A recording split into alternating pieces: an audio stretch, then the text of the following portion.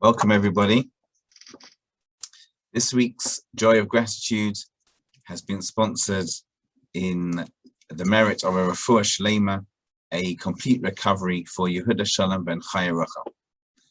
So I want to share an amazing story. Once there was a man, and he got up in the morning, and he washed his hands, he washed his hands in the morning, he went to the bathroom, he then got dressed, and he had his food, and after he was ready, he got in the car, and he drove to work, and he got to work on time. And isn't that just an amazing story? And I know what you'd be thinking. You'd be thinking, yes, okay, we've been through this already. Yes, it's amazing that he can breathe, and it's amazing that he can walk, and it's amazing that he can eat, and it's amazing that his body can digest and separate the bad from the good, and he can pass that waste from his body. Yeah, and it's amazing that the human mind has been given the ability to create food from basic products, and to create clothes and cars and engines from basic products. Yes, all of these things we've talked about before, and all of these things we have to be grateful for. But actually, the amazing part of the story that I just said is not any of those things. And I'll explain soon what I'm on about. In this week's parasha, this is the parasha of Balak, and it tells the story of Bilam. Now, this story is a magnificent story. It could be taken from the Arabian Nights, or perhaps Shrek. It's a story of magicians and curses and talking donkeys and angels and flying carpets. It's got everything. It's got everything that you're, in fact, I'm surprised I'm not aware of a movie. I'm not aware of a movie that's been made on this particular story with all the different midrash, and there should be, we should call up Steven Spielberg. I'm not aware of a movie that's been made of it, but there should be, because it's got everything you need. It's got a great storyline. What is the actual story?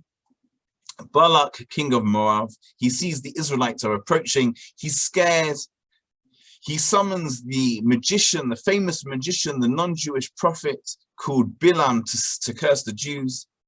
Why? Because it was clear to him, having seen the Israelites massacre and destroy all the different nations that had come to attack them, it was clear to him that their power must be in their mouth, in their prayers, in their Torah learning, and therefore he wanted to find an equal but opposite power to try and attack them.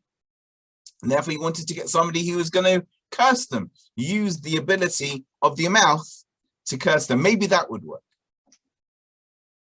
So Bilam, who is a prophet, he turns to God, he turns to Hashem, and he says, okay, can I go and curse the Jews as Balak wants me? And Hashem says no. And then under pressure, he begs Hashem again until Hashem lets him go. But Hashem warns him, anything that you say, understand, it's me, I, God, I am going to be putting the words in your mouth. You are not going to be able to decide what to say. Nevertheless, Bilam decides that he's going to go. He goes along. He gets a warning from an angel and a talking donkey. He doesn't listen. Eventually, he arrives to the destination. He can see the Israelites down there in the plain. He is high up on the mountain, and he starts to curse. But every time he curses, blessings come out of his mouth. Now, I don't know if you've thought about this or even been aware of it. Maybe you have. But the amazing thing about this whole story is it is the only story in the Torah since the time that Abraham was born where the Torah tells us a story not from our perspective. Every other story up to this point in the Torah has had an Israelite or a Jew, depending on what you want to call them, involved. Even when the story moved away from Yaakov and his sons, it moved away with Yosef to Egypt. There was always a descendant of Yaakov involved in the story. And yet here we have a whole massive episode that is going on without the Israelites being aware of it at all. They've got no idea. And the truth is, Were it not that the Torah then recorded it and we found out about it, we would still not know. We would still not know that there was somebody who tried to destroy us with his mouth and didn't succeed because Hashem stepped in to stop it. One of the blessings, in fact, we say this line on Rosh Hashanah, one of the blessings that Bilam gives us, or he's forced to say, is the words Usru'as Utru'at Melech Bo, which normally is translated as the friendship of the king is his, meaning that we, the Jewish people, are the close friends of the king. Now, there are many explanations of this, but within the context that we're talking about, what it could mean is this: the king who is in charge of everything, who looks over everything, if he has a friend who's in danger, it makes no difference whether the person knows about it or not. He will step in and protect the person. And Bilam is saying here, he's saying here, wow, look at these people. Hashem loves them so much that he's willing to protect them even when they've got no concept that they're in danger at all. And this idea is actually very similar to something that happens in last week's parasha, although there it's not written clearly in the Torah, it's just hinted at. There's some very, very interesting verses that on the surface make no sense at all. The Israelites have arrived between the border of Moab and Emori, the Amorites. And then at that point, the Torah starts talking in code. It says,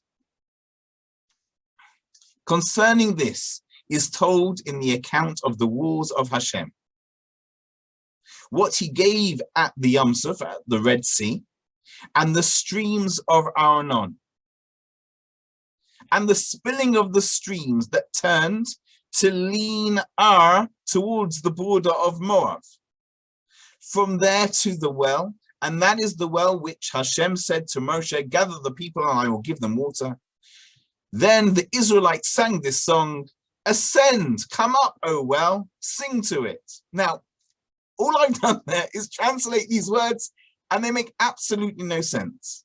So the Medrash comes along and explains them.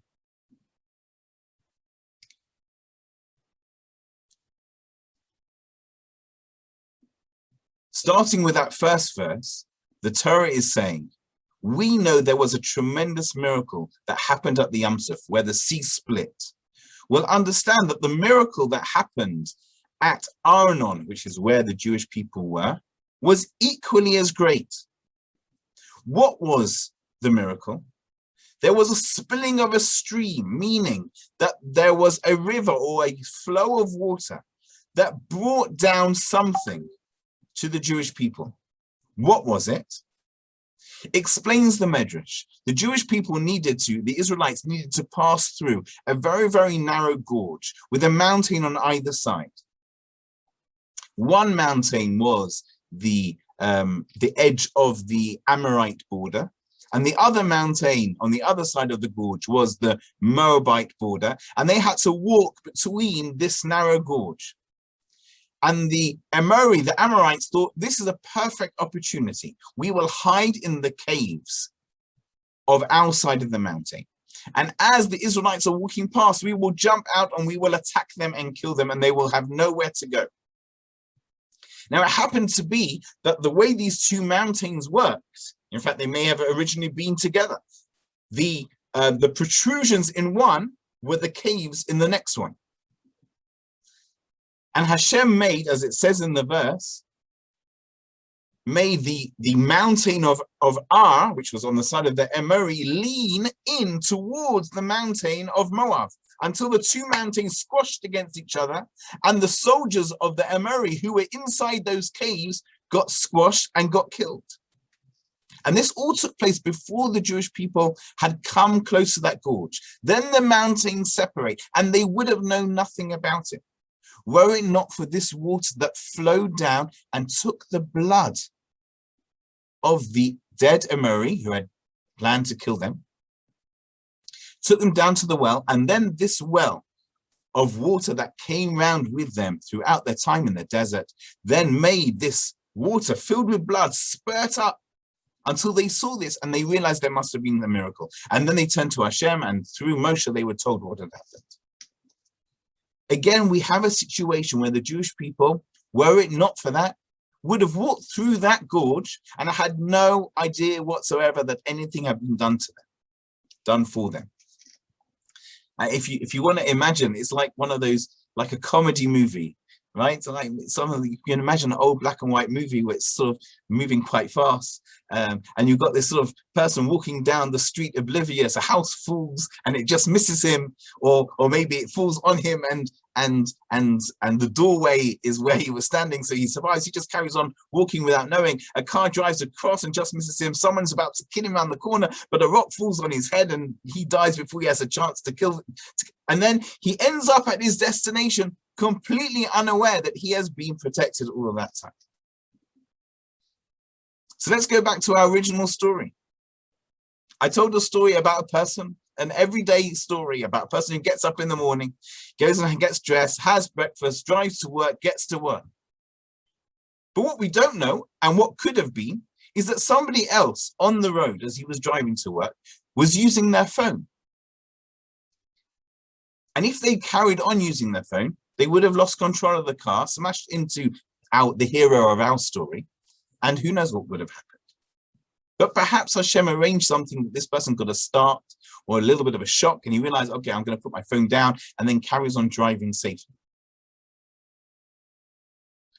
The point is this: we have a king who loves us and is watching over us and is directing lots and lots of things around us, even though we're not aware. Now, how do you appreciate those things? Well, it's almost impossible. It's almost impossible because by definition, we are aware of things that we experience. And if we've never ever experienced something and we'll never find out about it, how can we be grateful? But I'd like to make a suggestion. Here's the suggestion. Once a day, it's worthwhile sitting down and thinking about our day, thinking about what happened that day and the things that happened. They may have been completely normal, but they happened successfully without any problems. And then just choose one thing to think about how, do you know what? It didn't happen. It didn't have to be that way. It could have been that this didn't work out or that didn't work out. And it's quite possible that Hashem arranged, that God arranged something so that it would go smoothly, even though I will never, ever be aware of the other option. And this gives us the ability to be grateful for things that we may never find out about, just like the Jewish people wouldn't have found out about this had they not then been told in the Torah. So there's an extra, it's quite a deep idea, it's quite a deep level of gratitude, but I think we've dealt with a lot of the basic, obvious things to be grateful for. So I'm searching for deeper ideas now. That is something to incorporate in our life if you can. And I look forward to seeing you next week.